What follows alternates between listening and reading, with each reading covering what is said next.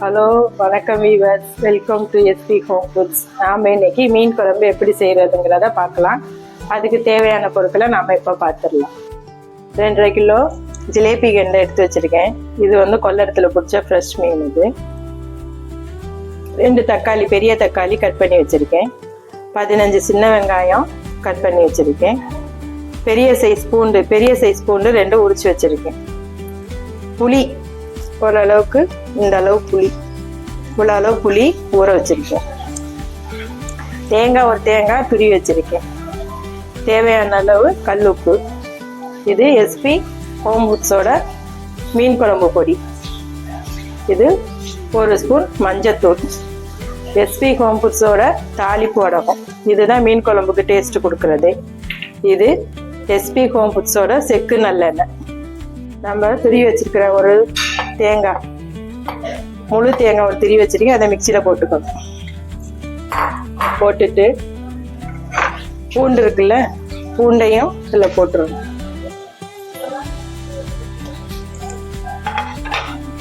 அப்புறம் வெங்காயம், இதை கொஞ்சம் அரைச்சதுக்கு அப்புறம் வெங்காயம் போட்டுக்கலாம். இது மீன் குழம்பு பொடி ஒரு 2 ஸ்பூன்.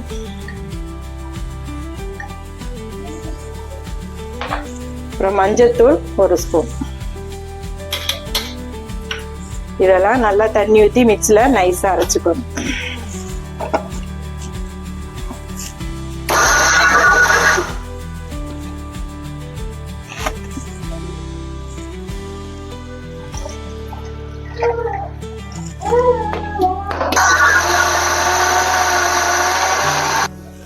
சின்ன வெங்காயமும் அந்த தேங்காயோட அரைச்சோம்ல, தேங்காயோட இந்த சின்ன வெங்காயத்தையும் போட்டு அரைச்சிக்கணும். கொஞ்சம் மட்டும் தாளிக்கிறதுக்கு கொஞ்சம் எடுத்து வச்சுக்கணும்.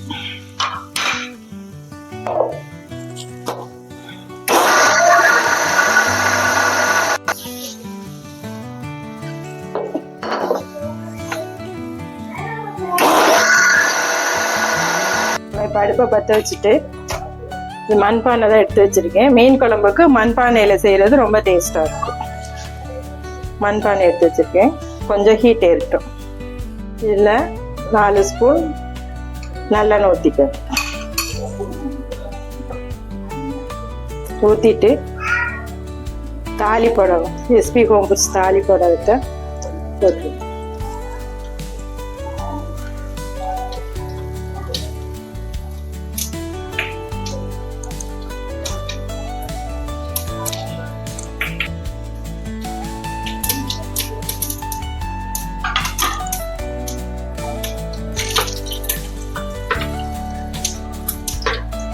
கறிவிடம் பொரிஞ்சிட்டு இருக்கு.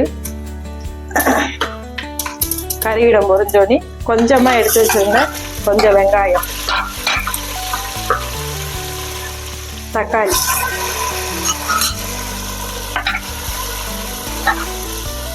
இதெல்லாம் நல்லா வதங்கும். நல்லா மை மாதிரி வதங்கணும். இதுல கொஞ்சம் உப்பு போட்டுக்கலாம். வெங்காயம் தக்காளி நல்லா வதங்கிருச்சு. இதுல நம்ம இப்ப கரைச்சி வச்ச புளியை ஊத்திக்கலாம்.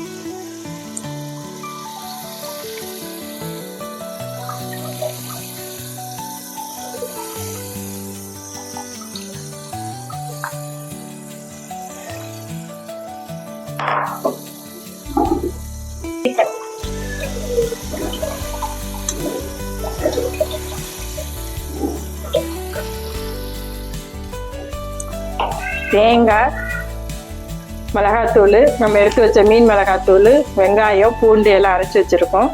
அதை இந்த புளி தண்ணியில் ஊற்றிடுங்க.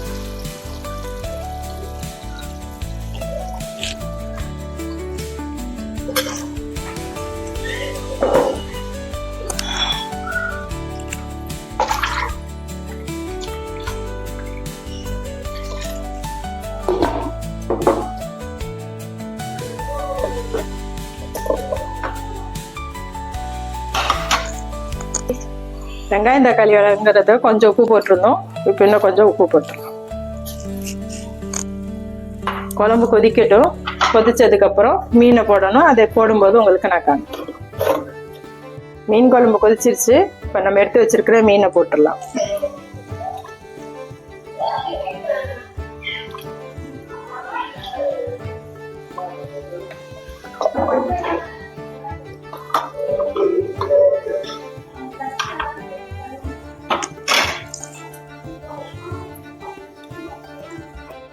மீன் குழம்பு கொதிச்சிட்டு இருக்கு. இதுல கொஞ்சம் நல்லெண்ணெய், ஒரு 2-3 ஸ்பூன் நல்லெண்ணெய் மேலே ஊற்றிடணும். ஊற்றிட்டு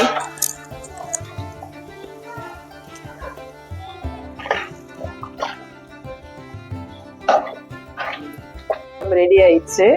இந்த மீன் குழம்பு வந்து ஆத்து மீன் மட்டும் இல்லை, கடல் மீன்லேயும் வைக்கலாம், ப்ரான்ஸ்லேயும் வைக்கலாம்.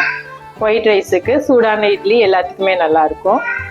நீங்கள் எப்படி இருக்குன்னு செஞ்சு பார்த்துட்டு கமெண்ட்ஸில் சொல்லுங்கள். வியூவர்ஸ் மறக்காமல் சப்ஸ்கிரைப் பண்ணுங்கள். தேங்க்யூ.